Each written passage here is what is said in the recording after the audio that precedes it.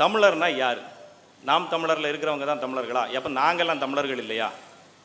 இல்லை சுத்த தமிழ் பேசுகிறவங்க தான் தமிழர்களா? யார் தமிழர்கள்? இதை தலைவர் சேகுவேரா அவர்களுடைய பாணியில் உங்களுக்கு நான் சொல்லணும்னு நினைக்கிறேன். தலைவர் சேகுவேரா என்ன சொல்கிறார் அப்படின்னா,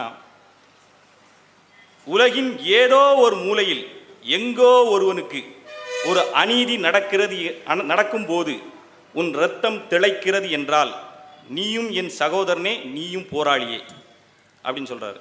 அதே மாதிரி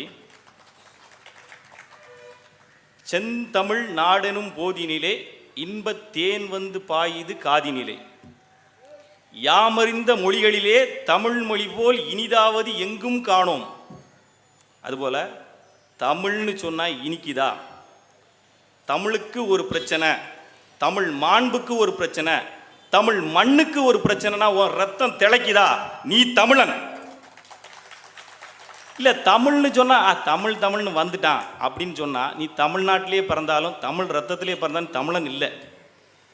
நீ எப்படிப்பட்டவன்? அப்படி தமிழ்னு சொன்னா உனக்கு இப்படி சொரியுதா அப்படின்னா, பெற்ற தாயை ஒருவேளை சாப்பாடு போடாமல் விடுறான் தெரியுமா? அவனும் இந்த தமிழ்னு சொன்னா நான் வந்துட்டான் அப்படின்னு சொல்றான் தெரியுமா? அவனும் ஒன்று, அவனுக்கு தமிழ் ரத்தம் பாயலை. ஸோ தமிழன்னா யாருன்னு உங்கள்கிட்ட யாராவது கேட்டால் இதை சொல்லுங்க. தமிழ்னு சொன்னா உனக்கு ரத்தம் திளைக்குதாடா, நீ தமிழன்டா. இந்த தமிழ் தேசியத்துக்குள்ள நான் வரதுக்கு முக்கியமான காரணம் என் தலைவர் மேதகு பிரபாகரன். இன்னைக்கு சமூக வலைதளங்களில் என்ன அடிக்காத அடியே கிடையாது, பயங்கரமாக அடிக்கிறாங்க. இப்போ கூட நிறைய பேர் கேட்குறாங்க, ஏன்டா இவ்வளவு அடிச்சு நீ பேசுறியடா அப்படின்னு.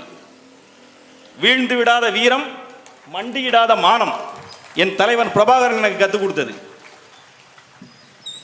அவ்வளவு பிரச்சனைகள்லையும் உங்கள் பிள்ளைகளை காப்பாற்றிக்கோங்க, உங்களுக்கு நல்ல சலுகைகள் பண்ணித்தாரோம், நீங்கள் கொஞ்சம் அட்ஜஸ்ட் பண்ணால் போதுன்னு சொன்ன போது என் தமிழ் தேசத்தை தவிர எனக்கு வேற எந்த இதுவும் வேண்டான்னு, அதான் வீழ்ந்து விடாத வீரம் மண்டியிடாத மானம் கொண்ட தலைவன்ட்டு வளர்ந்த பிள்ளைனா. நீங்கள் என்ன அடி அடித்தாலும் பேச பேச இன்னும் தமிழ் தேசியம் பேசிக்கிட்டே தான் இருப்பேனே தவிர விட்டு போக மாட்டோம். ஒன்று,